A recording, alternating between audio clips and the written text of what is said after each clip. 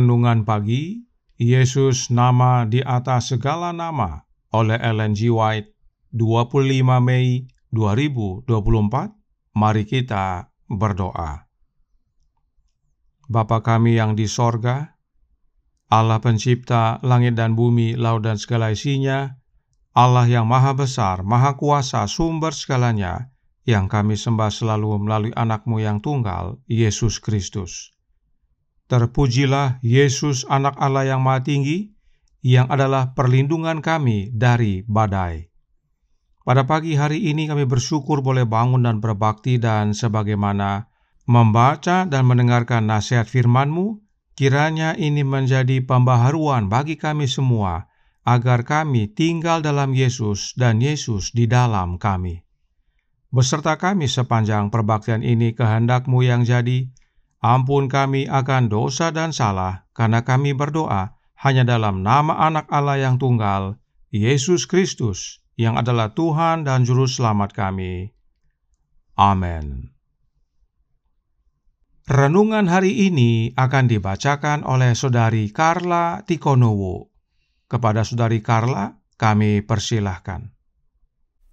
Terima kasih. Judul bacaan renungan kita pagi ini, Perlindungan dari Badai. Ayatnya diambil dalam Kitab Mazmur 91 ayat 2, Tempat perlindunganku dan kubu pertahananku, Allahku yang kupercayai. Para malaikat kerub dan serafim membungkuk dalam penghormatan suci di hadapan Allah. Berlaksa-laksa dan beribu-ribu laksa, malaikat mengelilingi tahta, dan diutus untuk melayani mereka yang akan menjadi ahli waris keselamatan. Prinsip yang mengatur tahta Allah adalah keadilan dan belas kasihan. Itu disebut tahta kasih karunia. Maukah Anda memperoleh pencerahan ilahi? Pergilah ke tahta kasih karunia. Anda akan dijawab dari tutup pendamaian.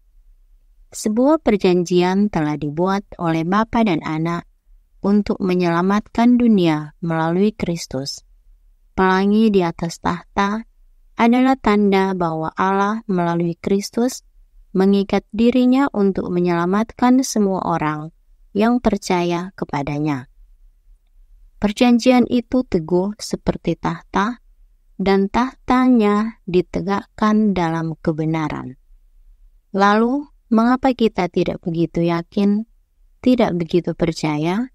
Mengapa begitu sering ragu dan begitu gelisah mempercayai Allah? Kapanpun kita datang ke tahta Allah untuk memohon belas kasihan-Nya, kita dapat memandang ke atas dan melihat pelangi perjanjian dan menemukan di dalamnya kepastian bahwa doa-doa kita akan dikabulkan. Tetapi janganlah seorang pun menyanjung dirinya sendiri sehingga ia melanggar perintah-perintah, namun tetap menerima kemurahan Allah.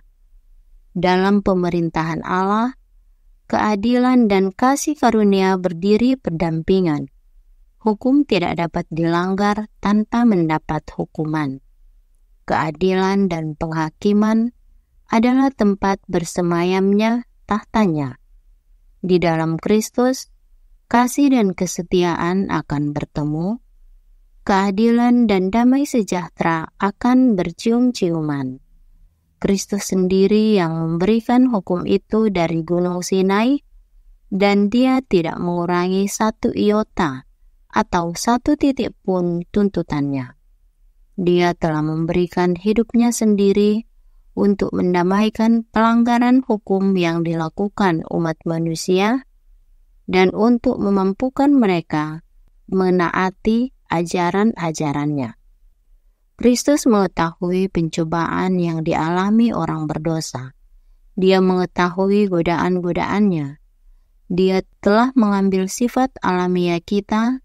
Dia telah dicobai dalam segala hal seperti halnya kita, dan Dia tahu bagaimana menolong mereka yang dicobai.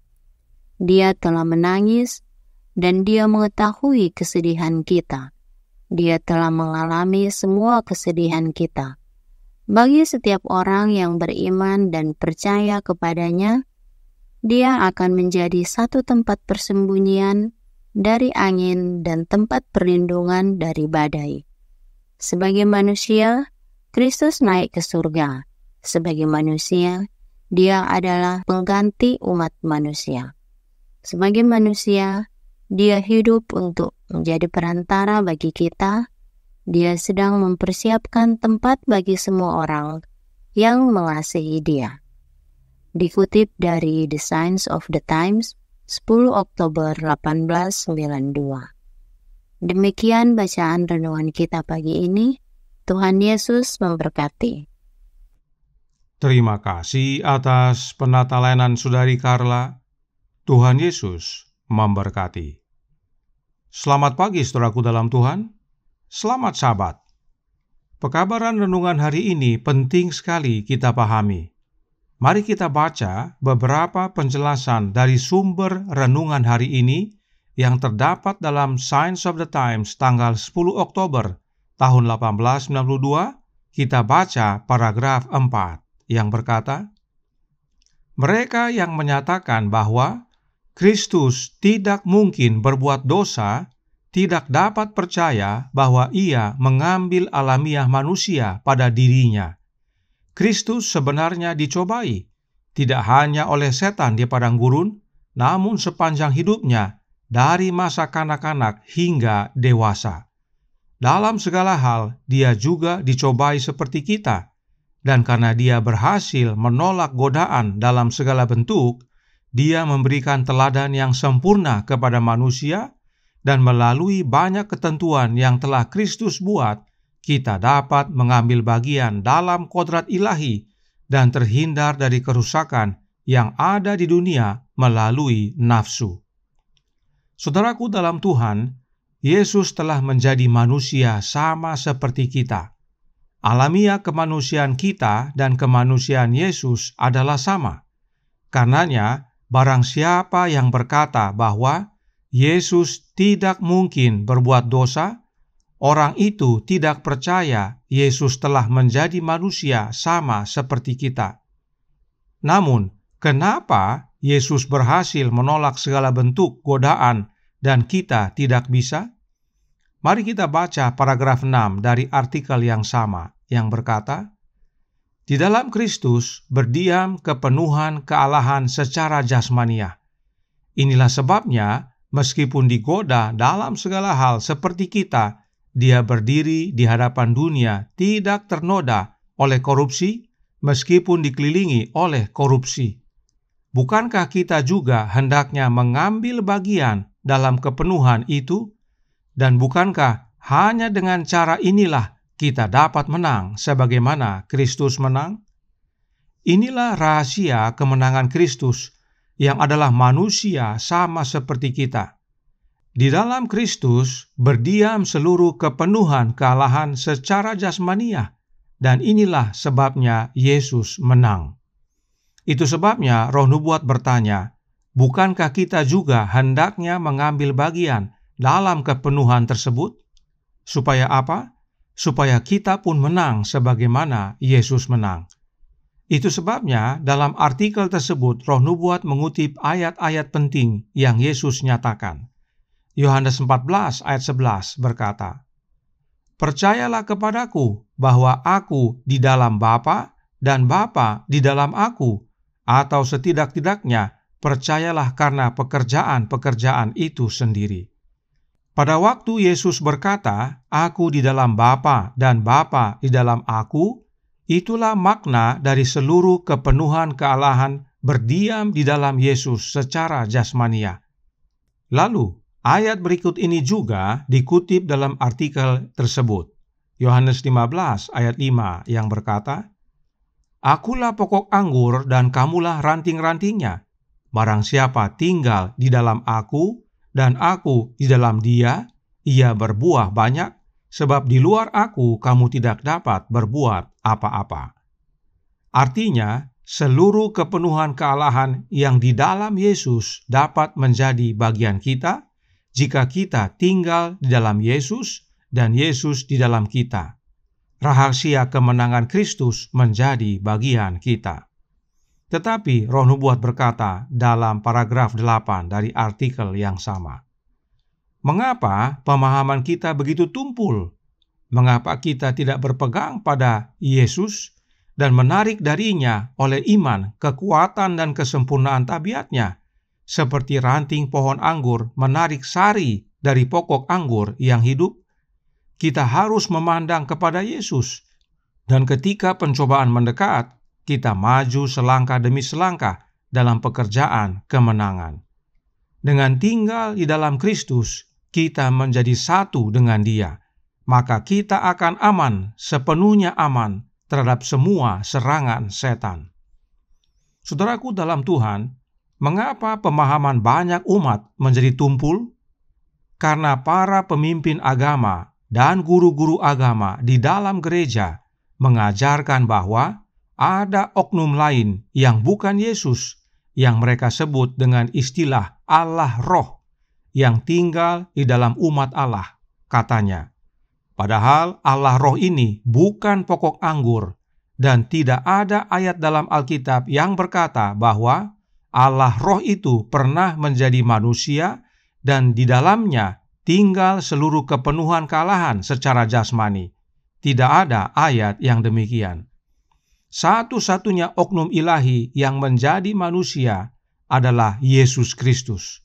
Satu-satunya pokok anggur yang benar adalah Yesus Kristus. Dan seluruh kepenuhan kealahan berdiam di dalam Yesus. Karenanya, kita harus tinggal di dalam Yesus dan Yesus di dalam kita, agar kepenuhan yang sama menjadi bagian kita. Maka, kita pun menjadi pemenang.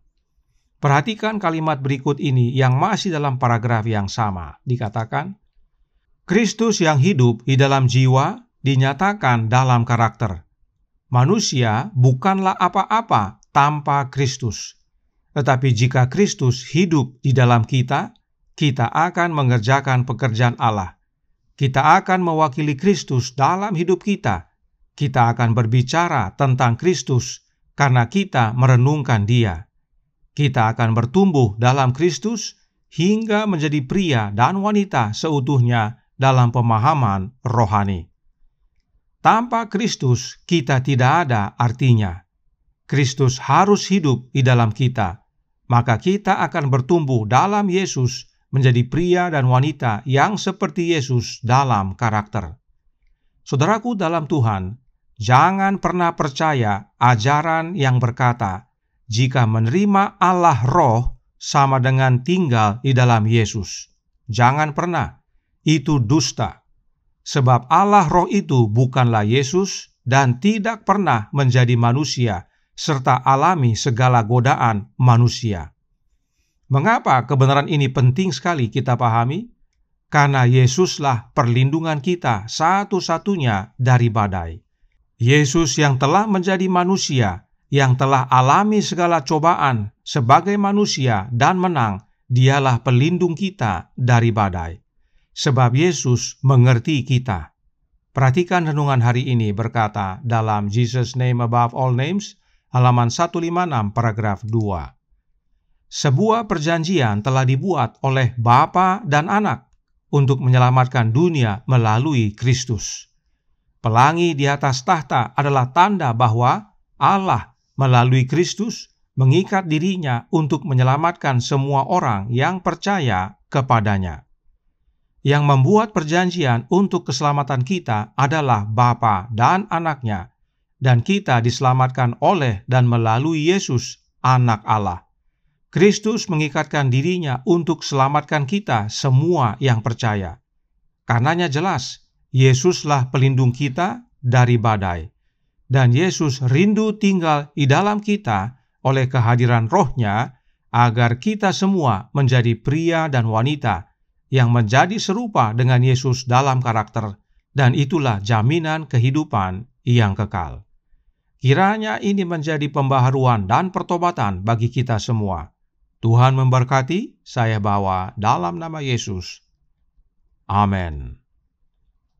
Mari kita berdoa.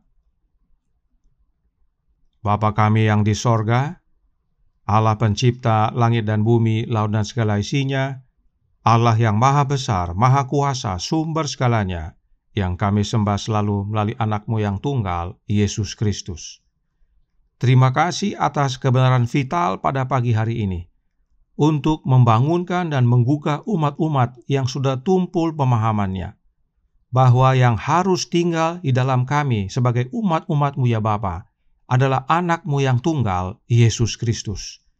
Itu sebabnya Engkau menyuruh roh anak-Mu ke dalam hati kami.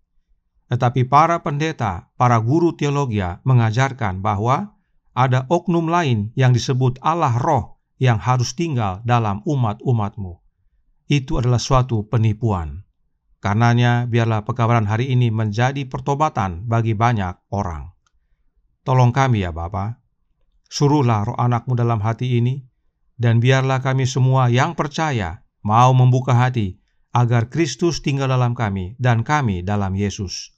Maka segala kepenuhan kalahan menjadi bagian kami pun menjadi pemenang sebagaimana Yesus menang. Beserta kami sepanjang hari ini kehendak-Mu yang jadi, ampun kami akan dosa dan salah, karena kami berdoa hanya dalam nama Anak Allah yang tunggal, Yesus Kristus, yang adalah Tuhan dan Juru Selamat kami. Amin.